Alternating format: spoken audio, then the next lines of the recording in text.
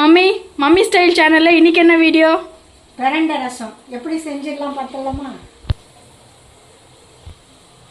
பிரண்டை ரசம் செய்யறதுக்கு பொருள் இங்கே பாருங்க. நான் செய்யறதில்ல, கொஞ்சம் கொஞ்சம் செய்வேன், அதை காமிப்பேன். இதை நான் ஃப்ரிட்ஜில் வைக்கணும். இதோ இப்போ இதில் பாருங்க, உப்பு மஞ்சள் போட்டு கழுவுறேன்.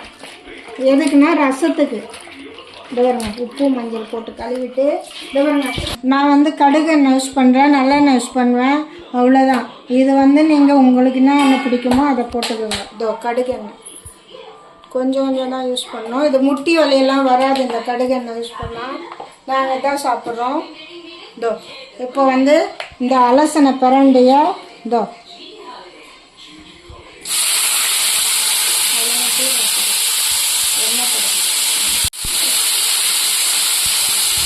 நல்லா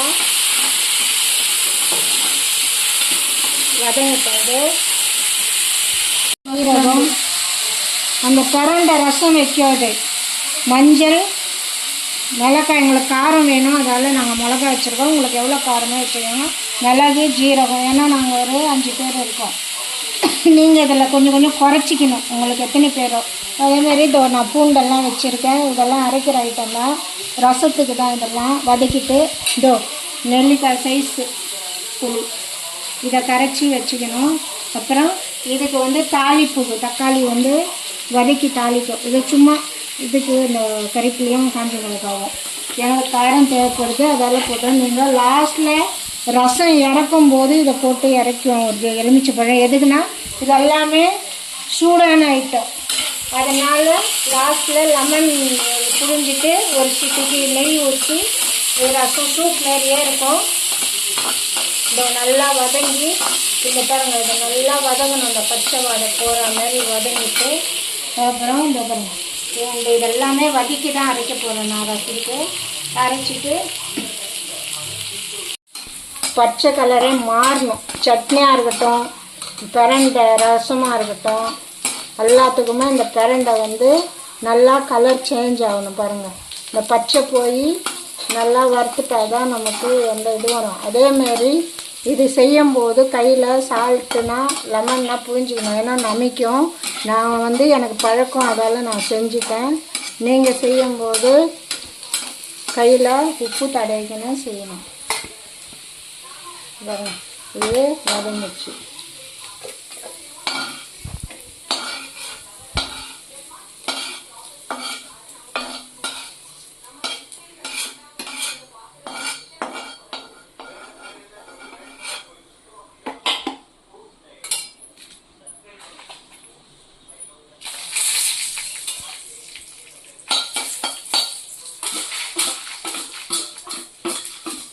காஞ்ச மிளகாய் அவ்வளோதான். இந்த பிரண்டை கூடவே வதக்கணும்.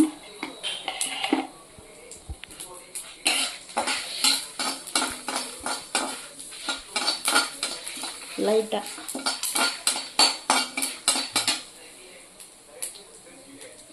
இதோ கறிப்பிலை சும்மா அந்த சூட்லேயே ஆஃப் பண்ணிட்டேன் கேஸு. அந்த சூட்லேயே பூண்டோம். இதெல்லாம் நம்ம ரசத்துக்கு அரைக்க போகிற ஐட்டம். அப்படியே கொஞ்சம் நேரம் ஆட்டும். இந்த அரைச்சி ரசம் தாளிக்கும் போது உங்களுக்கு காமிக்கிறேன். பாருங்க, இதை ஃபஸ்ட்டு அரைச்சிக்கணும் குறைன்னு.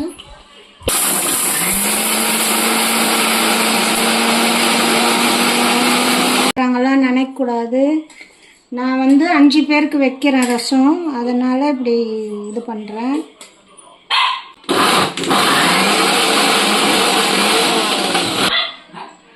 இப்போ இது பாருங்க, நைஸாக அரைக்கணும். இது நைஸாக அரைக்கணும் பிரண்டை, ஏன்னா அப்போ தான் நமக்கு அந்த ரசம் உடம்பு வலி குழந்தைங்களுக்கு தெரியாத இருக்கும்ல.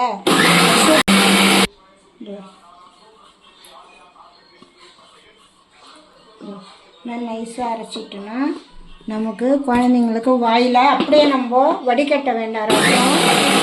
இப்போது நான் ரசத்தை தாளிக்க போகிறேன்.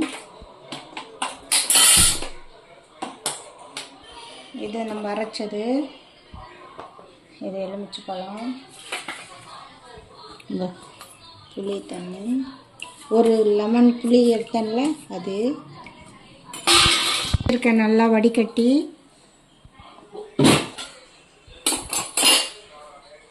இந்த அதே கடுகு எண்ணெய் தான். நான் இந்த ரசத்துக்கெல்லாம் எப்போவுமே எண்ணெய் ஜாஸ்தி யூஸ் பண்ண ஒரு டீஸ்பூன் தான். கடுகு, உளுத்தம்பருப்பு, ஒரு 2 வெந்தயம், 2 ஜீரகம், தாளிப்புக்கு அதான் வாசனை கொடுக்கும். மஞ்சள் கட்டி, அதனால் நம்ம பெருங்காயம் லாஸ்ட்டில் தான் எலுமிச்சை போடுறது. இப்போ வேலை இல்லை. எவ்வளோ நைஸாகிடுச்சு பாருங்க. இது யாருக்குன்னா குழந்தைங்களுக்கு தெரியுமா மிளகு, சீரகம், கருண்டை, பூண்டு இருக்குது, காஞ்ச மிளகா இருக்குன்னு தெரியாது. நம்ம சூப்பு மாரி குழந்தைங்களுக்கு கொஞ்சம் நெய் போட்டு கொடுத்தா உடம்புக்கு நல்லது. ஆனால் அதெல்லாம் வேஸ்ட்டு பண்ணல. இப்போ நிறைய ஜாமான் போட்டோம்ல. அந்த காலத்துலலாம் இதுமாரிலாம் சாப்பிட்டு தான் டஜன் கணக்காக புள்ள பெற்றாங்க. இப்போது நம்ம இதெல்லாம் யூஸ் பண்ணுறதில்ல, குழந்தைங்களுக்கு கொடுக்கறதில்ல. நம்ம அதனால் காமிச்சு கொடுத்தா தெரியுமா? தெரியாது. இந்த கறிப்பில் காஞ்சிடும்.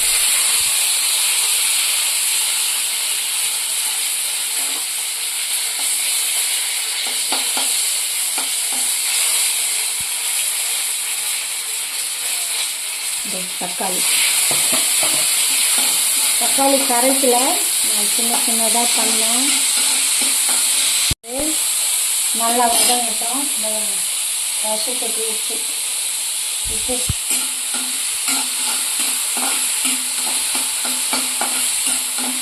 தக்காளி வதங்கிச்சு. வதங்கினா வாயில் அது வந்தால் தான்.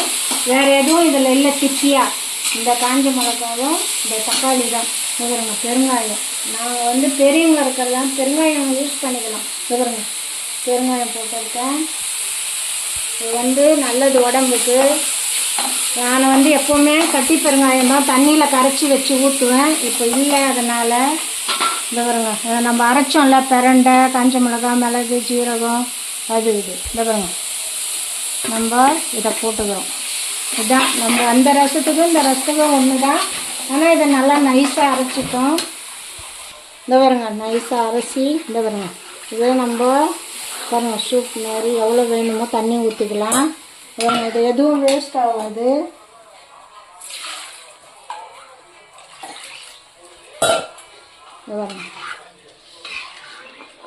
இது நம்ம ஒரு கொதி வர வைக்கலாம். நம்ம சாதா ரசம் மாரி இல்லை. இது பாருங்க ஒன்றுமே இல்லை பாருங்கள். அது சூப் மாரி இருக்குது. நான் இன்னும் கொஞ்சம் தண்ணி ஊற்ற தேவைப்படுது.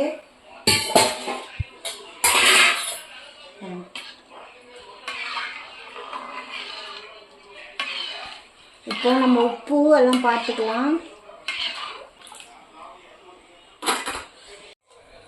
நல்லா இது கொதிக்கலாம். நம்ம சாதா ரசம் மாரி இல்லை, இந்த ரசம் நல்லா கொதிக்கலாம். பாருங்கள் சூப் மாரியே இருக்குது பாருங்கள் ரசம். குழந்தைங்களுக்கு நெய் ஊற்றி டேய் நானே பேசலைன்னா அவளுங்க திட்டுறாளுங்க, நீங்கள் வேற பேசுகிறீங்களேடா. நாட்டு சர்க்கரை இது நான் ரசத்தில் போடுறேன் கொஞ்சோண்டு. உங்களுக்கு ஆப்ஷன் தான், நீங்கள் வேணுன்னா போடுங்க, இல்லைன்னா விட்டுடுங்க. அது பாருங்க ரசம் கொச்சிச்சு. இப்போ நான் ஆஃப் பண்ணிடுறேன். யூஸ் பண்ணுறேன். நீங்கள் எந்த நெய் வேணால் யூஸ் பண்ணலாம். லாஸ்ட்டில் இந்த பாருங்க 1 டீஸ்பூன், அவ்வளோதான். இது பாருங்க ஊற்றிட்டு லெமன் நம்ம போடுறது கொதிக்கக்கூடாது.